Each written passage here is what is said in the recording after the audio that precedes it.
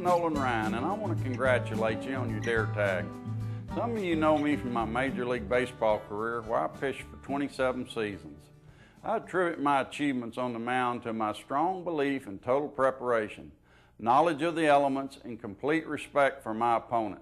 An avid hunter, I practice these beliefs on my hunts to ensure a successful outing. I'd like to introduce two wildlife managers who can provide specific tips to aid you in your hunt. Hello, my name's Todd Buck. I've been the Wildlife Manager in Game Management Unit 12A for over 14 years, and I'd like to take a moment to discuss some of the knowledge I've gained over that time to assist you with your upcoming hunt. As Nolan stated, preparation is the key to success. In order for you to have an enjoyable hunt experience, it's critical that you know your hunt area, the habitat conditions in that area, and that you're familiar with the equipment you plan to bring. First, as you know, your tag is good for a specific area during a specific time. If you have a 12A tag, it's imperative that you purchase the Kaibab habitat stamp and affix it to the back of your license before you start to hunt. Make sure you get a good map, such as the Kaibab National Forest North Kaibab Ranger District map or the Bureau of Land Management Arizona Strip map. Once you've obtained this map, locate your hunt area and familiarize yourself with the roads in that area. After familiarizing yourself with your hunt area, it is important to understand deer habits and to learn about the specific habitat you plan to hunt. The Kaibab Plateau and the Buckskin Mountains range from 5,000 to over 9,000 feet. Associated with elevational changes, there are several vegetation communities such as ponderosa pine, mixed conifer, aspen, oak and pinyon juniper, grassland meadows, and sagebrush flats. The Paria Plateau hunt area ranges from 4,000 to just over 7,000 feet, with desert shrub, sand dunes, sagebrush flats, and pinyon juniper habitat. You should also be aware there are locally important habitats, such as waters and meadows, that may draw deer during different times of the day. Next, before you go to the field, know the gear you'll be taking. For example, dramatic changes in weather conditions are common on the Kaibab. Temperatures during your hunt can range from the high 70s to below freezing, and from sunny and dry to cold and snowy. Layering clothes is essential as the temperature will vary throughout the day. If you plan to camp, a full range of camping gear for sleeping and eating convenience will be critical. A good pair of binoculars or a spotting scope can make the difference between seeing a lot of deer or not seeing any. These tools enable you to find a good vantage point and cover large areas without having to walk all day. For all of these hunts, this can be an effective method to locate a place to start your hunt. Finally, one of the most important aspects of preparation is sighting in your rifle with the ammunition you plan to use for your hunt. Without this step, you won't understand the effective range of your rifle or your personal skill level, and you run the risk of injuring yourselves or others, or wounding and losing a deer. Depending on the tag you drew, here are some tips to consider as you plan your hunt. For 12A early hunts, don't bother with pinyon juniper areas unless there's been a severe frost or snow. Remember, the deer herd is extremely migratory, and they will stay at higher elevations until food availability at those elevations starts to decline. These deer are aware of people and as a result are very secretive, so being in your hunt spot at first light is very important. Hunt travel corridors to and from water or food sources to improve your odds. Be aware, however, as cooler temperatures arrive, frost or snow can provide most of the water a deer needs, drastically affecting the success of waterhole hunting. Bachelor herds are broken up by this hunt, and bucks can be evenly distributed across the plateau. Deer tend to be in heavy cover this time of year and are not easily located or glassed. Concentrate on areas that are more inaccessible. For your antlerless hunt, realize that does can be as wary as bucks. By this time, the weather should be colder, so you should concentrate primarily along the base of the plateau in the oak belt or pinyon juniper country. For the late 12A hunt, hope for snow. Forage quality and snowfall will push the deer to the winter range on the east and west sides of the plateau. If frost has cured out the summer range forage, start in the pinyon juniper areas and work your way into the sage and open canyon country. Being prepared on this hunt is even more critical than on the early hunts.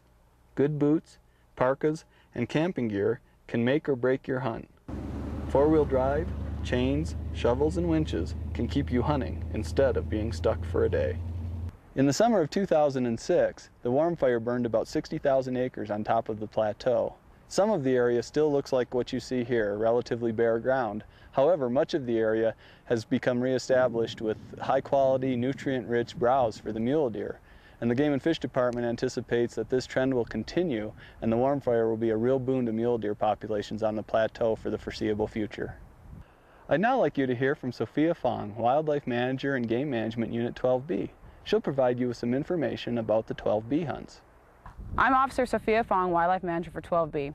The 12B West area, which is the BLM land west of BLM Road 1065 to Kanab Creek, is primarily the winter range for deer from the northern portion of the Kaibab Plateau and for the Ponzagant herd that in southern Utah.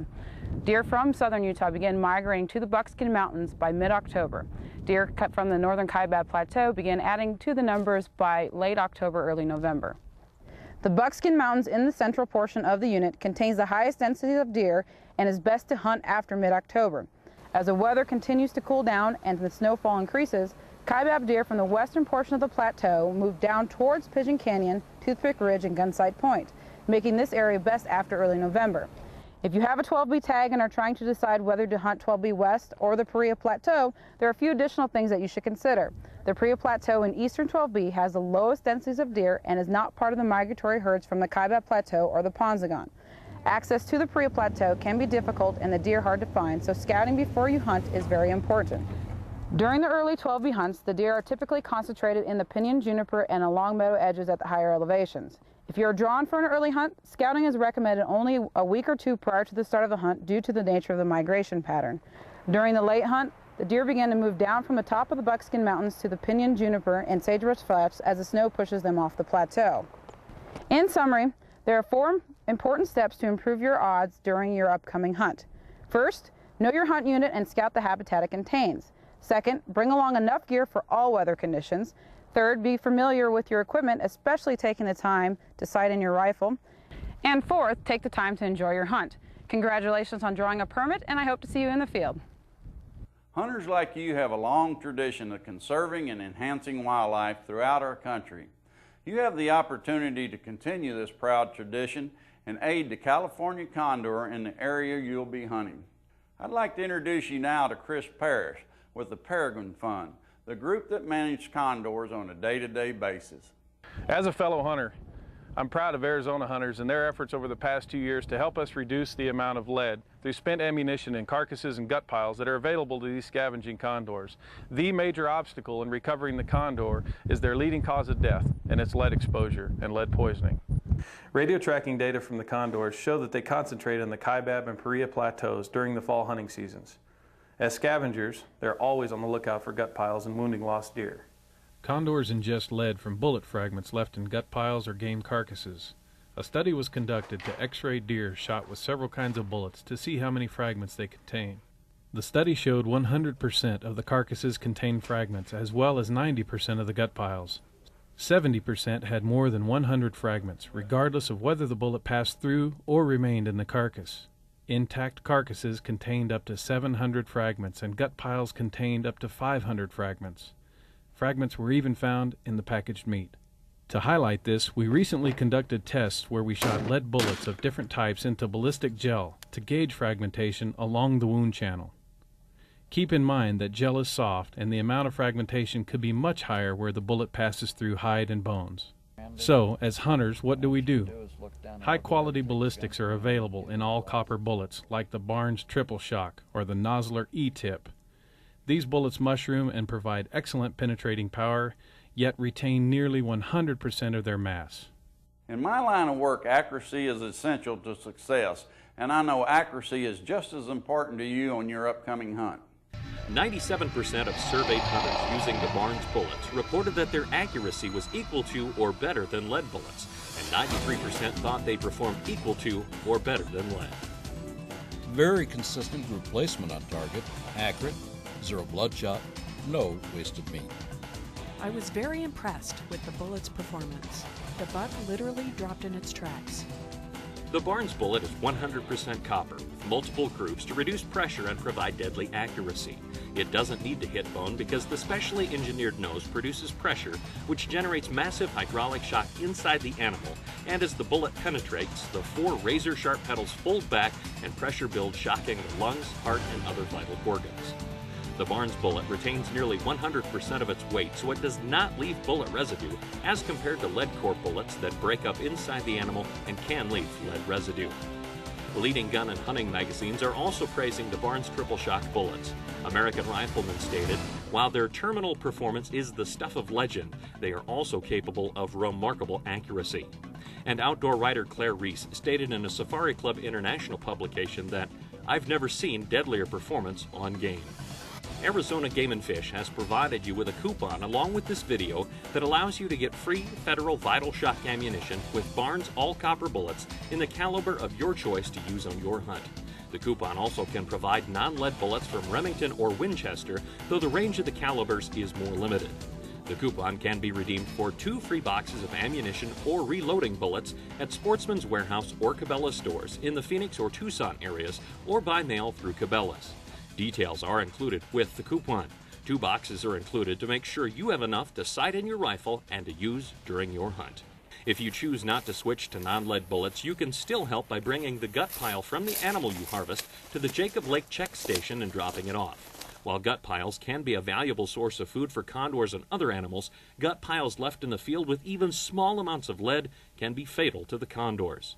Last year, hunters like you helped out by hauling out 170 gut piles with lead, such as this sample from last year's collection showing lead fragments. Sportsmen's groups, including the Arizona Deer Association, are asking you to help with the recovery of the California condor by using non-lead ammunition in your upcoming hunts. We've joined a coalition of groups, including the Arizona Elk Society, the Arizona Desert Bighorn Sheep Society, the Antelope Foundation, and the Arizona chapters of the National Wild Turkey Federation, in lending our support to the important effort to show that hunters want to do their part in wildlife conservation. For the past 3 years, hunters like you have helped reduce the amount of lead available to condors by up to 80% by using non-lead bullets. This is an unprecedented voluntary effort by hunters to conserve wildlife, but it will require even more to recover the condor. I'm asking you to continue hunters' long tradition of conservation by taking advantage of the free bullet offer and using non-lead bullets in your upcoming hunt. Good luck on getting a deer.